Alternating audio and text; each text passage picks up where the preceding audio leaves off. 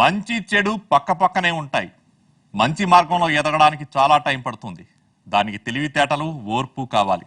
అదే వక్ర మార్గాన్ని ఎంచుకుంటే ఎంత వేగంగా ఎదుగుతామో అంతే వేగంగా పాతాళానికి పడిపోతాం. 100కి 99% నేరస్తుల విషయంలో ఇది రుజువైంది. జైలు శిక్ష పడిన ప్రతి ఒక్కరూ ఎప్పుడోకప్పుడు ఈ విషయాన్ని తమ తోటి ఖైదీలకు చెప్పుకుని బాధపడతారు. కానీ జైలు బయట ఉండే కొంతమందికి ఈ విషయం బుర్రకెక్కదు. నేరాలు చేయకూడదని తెలిసి కూడా రాంగ్ రూట్ ఎంచుకుంటారు. అలా చేసిన ఓ కుర్రాడికి ఎలాంటి గతి పట్టిందన్నదే ఇవాల్టి క్రైమ్ ఫ్యాక్టర్.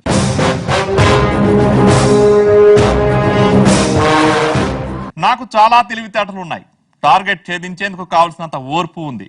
అదను చూసి వేటు వేయడానికి టైం కూడా ఉంది అనుకున్నాడు ఆ కుర్రాడు. నలుగురు నడిచే బాటలో వెళ్ళకూడదనుకున్న అతను ఏం చేశాడు?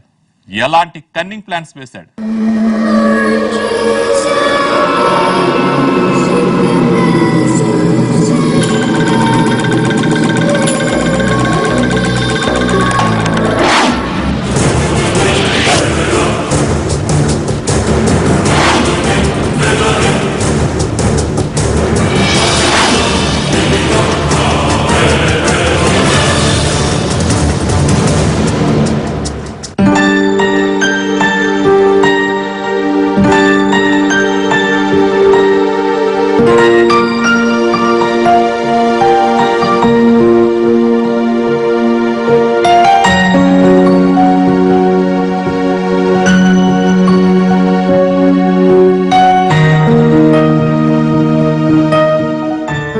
ఇతను మహమ్మద్ బాబా అలియాస్ బాబ్జీ.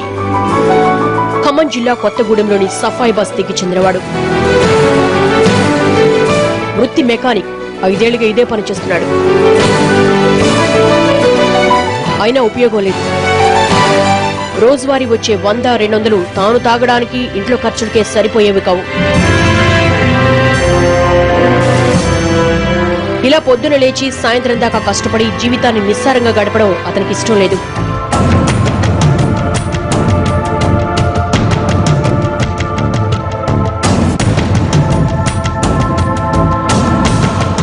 లాంగ్ డ్రైవ్ కు వెళదామంటే కారు లేదు, చేతి నిండా డబ్బులు లేవు. ఎంజాయ్ చేయడానికి ఒక గర్ల్ ఫ్రెండ్ కావాలి అనుకుంటూ అందుకేం చెయ్యాలని ఆలోచించాడు. మెకానిక్ గా పనిచేస్తూ ఎక్కువ రోజులు టైం వేస్ట్ చేయకూడదు అనుకున్నాడు. రోజు చేతి నిండా డబ్బు కావాలంటే ఏం చేయాలి అని ఆలోచించసాగాడు బాబ్జీ. అతని కన్నింగ్ మైండ్ కు ఐడియా వచ్చింది. అది మంచి ఐడియా అనుకున్నాడు. దాని ప్రకారం ప్లాన్ సిద్ధం చేసుకున్నాడు.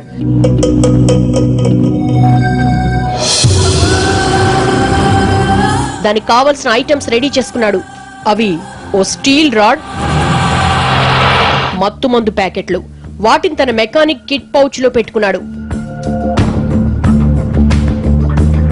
రోజులాగా డ్యూటీ అయిపోయాక తన ఇంటికి వెళ్లే రోడ్డును కాకుండా హైవే నుంచి ఊళ్ళోకి వెళ్లే రోడ్లోకి రాత్రిపూట బయలుదేరాడు.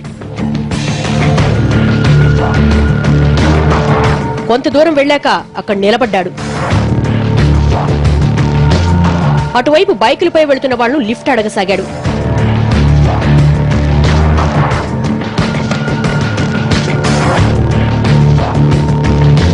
అతన్ని చూస్తే ఎవరికైనా అతను దొంగ అన్న అనుమానం వచ్చేది కాదు.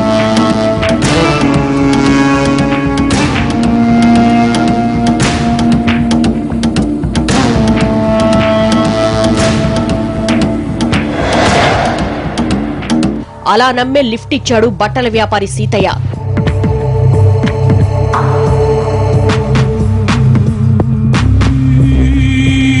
ఇద్దరూ బైక్ పై వెళ్లసాగారు.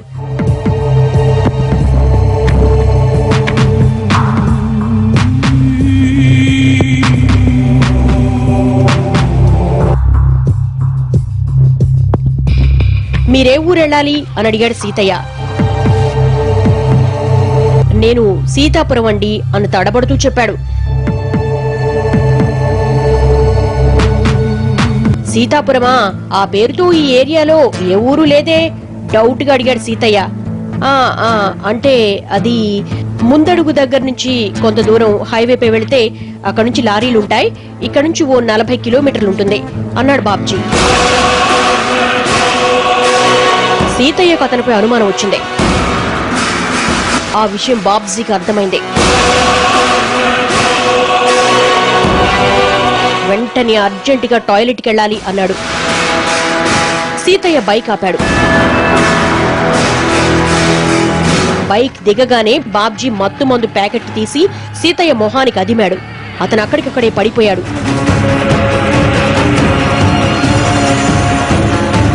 సీతయ్య జేబులోని 2000 రూపాయలతోనూ చేతి వాచ్, మెడలు, చైన్ అన్ని తీసుకుని బైక్ పై పారిపోయాడు బాబ్జీ.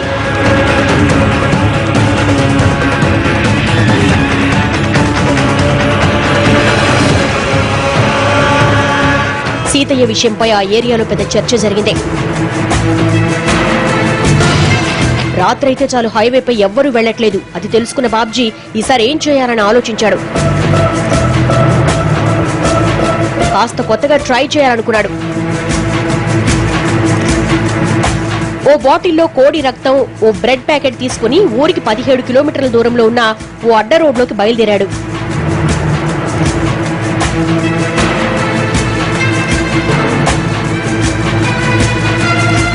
చికెన్ బ్రెడ్ తో బాబ్జీ ఏం చేయాలనుకున్నాడు? క్రిస్టియన్ బ్రెయిన్ల ఐక్యూ 230, 240.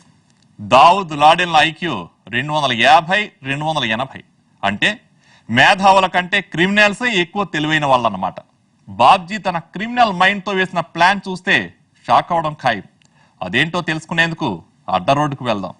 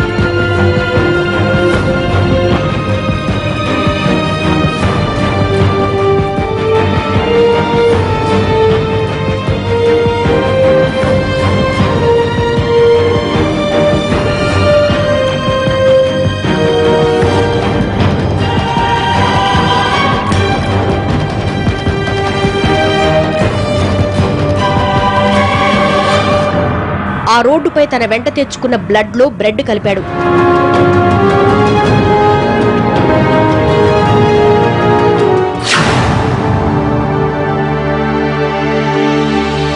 తన బైక్ ను రోడ్డుపై పడేసి యాక్సిడెంట్ అయినట్లు సీన్ క్రియేట్ చేశాడు.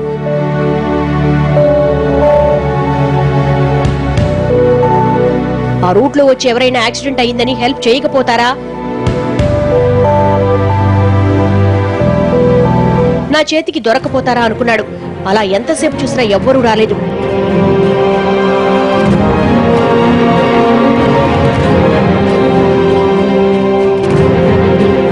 ఎవడన్నా బైక్ పై వస్తే చాలు అనుకున్నాడు.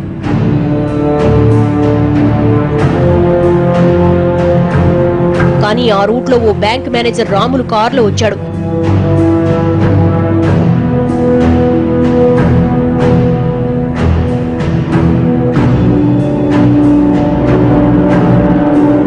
నడి రోడ్డుపై బైక్ పడిపోయి ఉంది.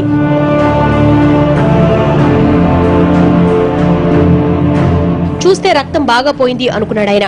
చనిపోయాడా, కోమాలోకి పోయాడా అన్న డౌట్ వచ్చింది. మంచినీళ్లు చల్లినా స్పృహలోకి రాలేదు.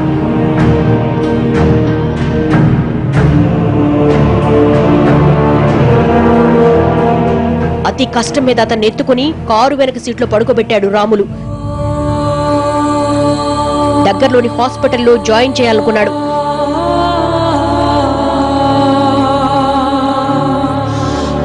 స్పృహలోకి వచ్చాడేమోనని అప్పుడప్పుడు వెనక్కు తిరిగి చూస్తూనే ఉన్నాడు. నిద్రపోతున్న వాళ్ళని లేపొచ్చు, నిద్ర నటించే వాళ్ళని లేపలేం కదా.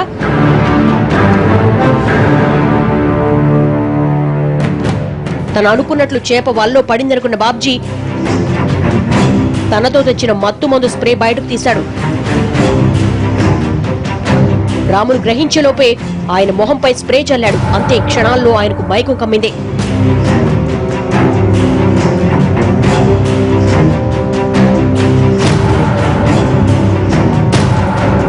వెంటనే దిగి కారు ముందు సీట్లో ఉన్న క్యాష్,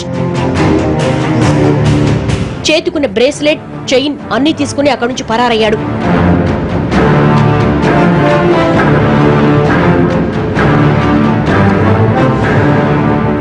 ఏం చేస్తున్నారయ్యా మీరు అంటూ జిల్లా పోలీసులపై ఉన్నతాధికారుల నుంచి ఒత్తిడి పెరిగింది. ఆ ఏరియాలో గస్తీ పెంచారు. ఇది తెలుసుకున్న బాబ్జీ తన ప్లాన్ మార్చుకున్నాడు.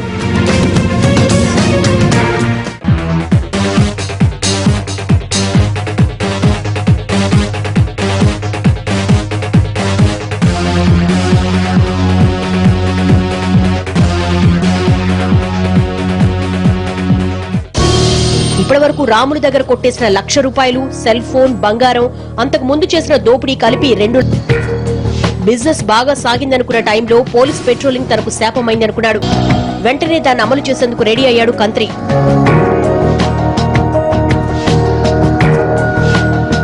బాబ్జీ అంతకంతకు క్రూరుల్లా మారుతున్నాడు. అతని దుష్టాలోచన ఏంటో, మనిషి అన్నాక సాటి మనిషిని నమ్మడం నార్మల్. అయితే బాబ్జీ లాంటి వాళ్ళు తగిలితే మాత్రం లైఫ్ రిస్క్ లో పడినట్లే. డబ్బు నగలు పోవడమే కాదు, ప్రాణాలకు కూడా గ్యారెంటీ ఉండదు. అతని కొత్త ప్లాన్ ఇస్తున్న వార్నింగ్ ఇదే.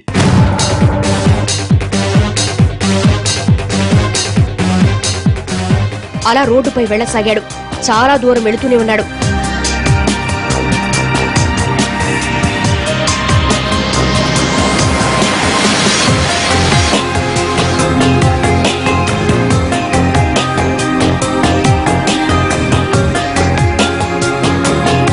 రోడ్డు పక్కన ఏదైనా ఇల్లు ఒంటరిగా, చుట్టుపక్కల ఇల్లు లేకుండా ఉన్నది కనపడదా అనుకుంటూ వెళ్లసాగాడు.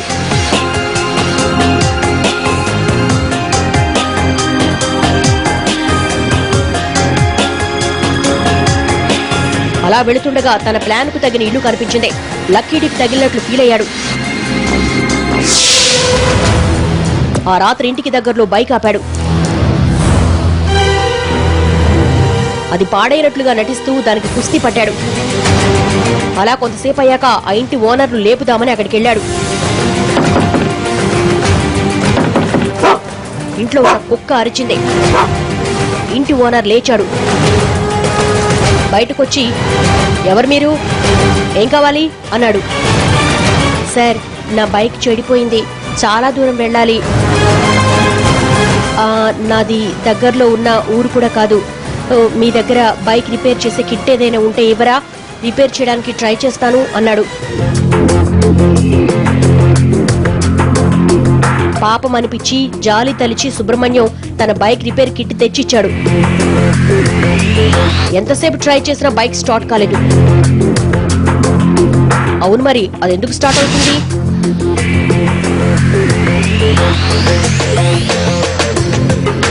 అలా కాసేపు మాట్లాడాక బాబ్జీ క్లోజ్ అయ్యాడు.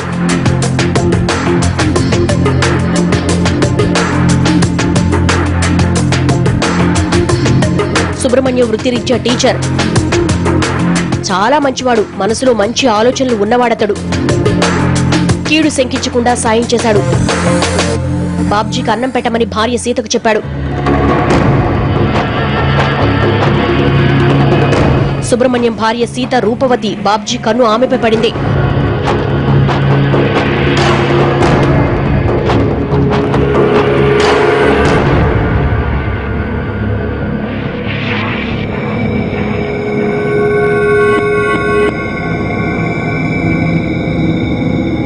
అన్నం తిన్నాక అతనుకు రూమ్ చూపించి పడుకోమన్నాడు సుబ్రహ్మణ్యం.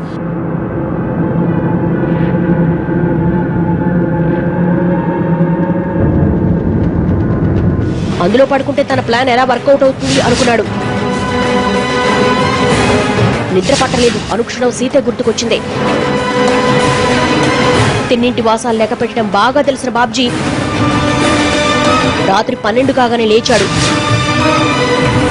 మెల్లిగా డోర్ తీసి బయటకొచ్చాడు.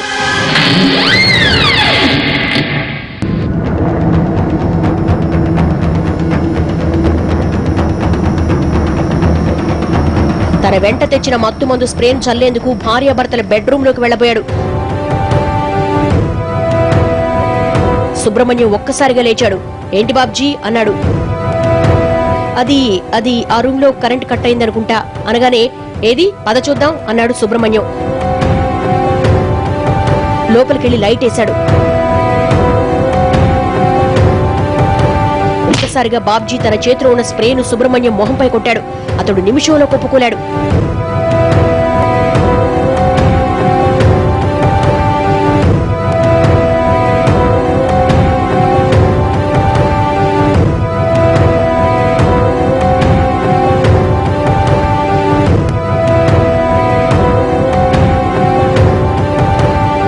ఆ శబ్దం వినపడిన సీత లేచి బయటకొచ్చింది.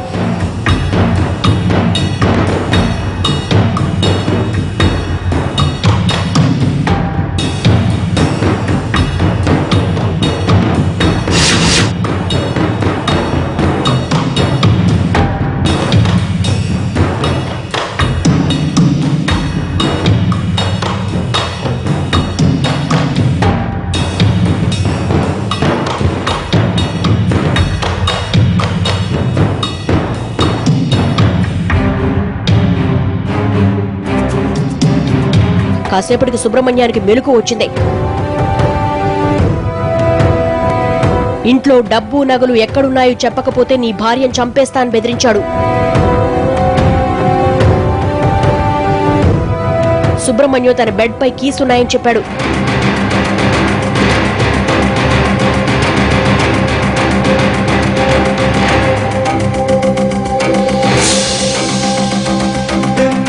బీరువాలోని నగలు డబ్బు తీసుకుని చెక్కేశాడు బాబ్జీ.